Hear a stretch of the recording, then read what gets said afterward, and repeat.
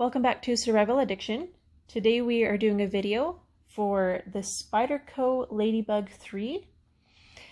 So this knife, I don't know if you can see how small it is. It is a small knife. This is perfect for like a keychain, or if you just need to slip it in a pocket and you don't want it to be noticed. It's great for just like basic cutting, boxes, stuff like that. So it is a 1.94 inch blade, and it uses VG10 stainless steel.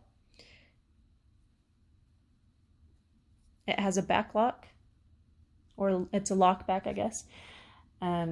It weighs hardly anything.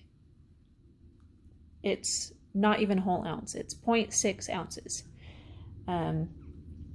This knife, you can get it for $39.65. which is kind of what I would expect for a Spyderco.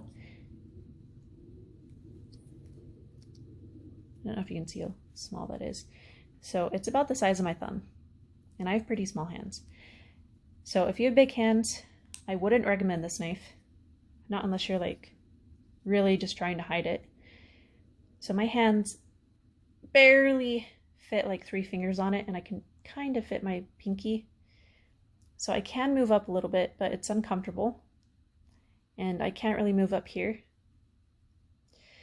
So I would probably give the design a 7 out of 10, because I knew I was getting a small knife. I really like the handle texture. And it is honestly a great size for a keychain. It's big enough that you can actually use it, but small enough that it won't really be too bulky.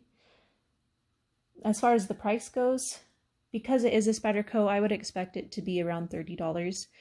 But if we're just going based off of a design and materials and functionality, then I honestly would hope that it would be cheaper than that.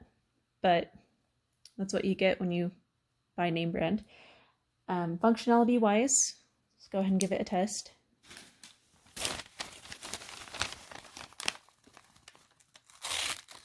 Okay, yeah, that is incredibly sharp. So I did the tip of the blade right there.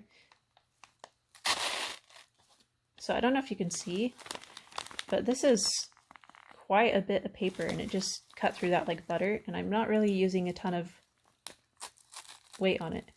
Okay, so that one was a little bit tougher. I don't know if it's just because it was near the other cut. Yeah, look at that.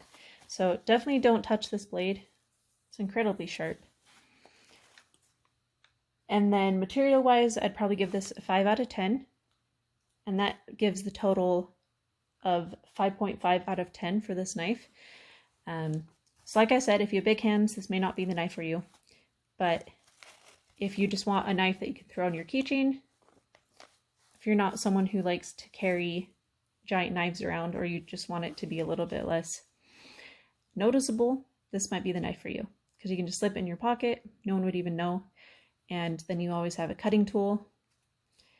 I feel like this would probably be really good for like wood carving, just because it's just small and you can get really, really close to everything. But yeah, thank you so much for joining in.